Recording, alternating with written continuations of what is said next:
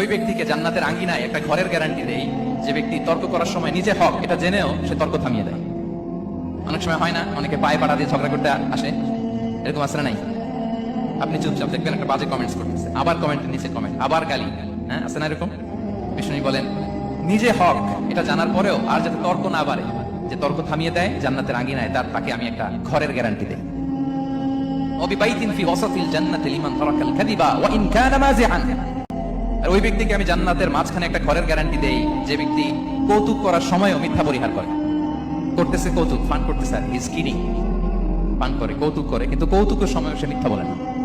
এই স্বভাব যাদের, তাদেরকে আমি জান্নাতের মাঝ বরাবর একটা ঘরের গ্যারান্টি দেই। এরপর বিষ্ণু কি বলে দেখেন, তিনি বলেন ওবিবাইতিন ফি আ'লাল জান্নাতি লিমান হাসানা খুলুকাহু। আর জান্নাতের একেবারে হাইস্ট পিক অফ প্যারাডাইস, জান্নাতের সর্বোচ্চ স্তরে আমি একটা ঘর বা একটা বাসভবনের গ্যারান্টি ওই ব্যক্তিকে দেই যে তার আচরণটা সুন্দর করেছে, যে সুন্দর আচরণের অধিকারী হয়েছে, তাকে জান্নাতের হাইস্ট পিকে আমি একটা বাসভবনের গ্যারান্টি দেই। তাহলে বলেন তো আমাদের আচরণটা সুন্দর করার দরকার আছে না নাই?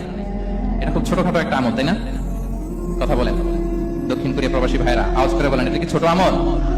দেখলে সালাম দিব, সুন্দরভাবে কথা বলবো, ভালো উইশ করব, হ্যাঁ, হিংসা জিঘাংসা অহংকার থেকে মুক্ত থাকবো, খিটখিটে মেজাজের হব না, অলওয়েজ স্মাইলিং ফেস থাকবে আমার, হৃদ্যতাপূর্ণ আচরণ। এই কাজটা কি ছোট আমল? আওয়াজ করে বলেন এই আমলটা কি ছোট না বড়?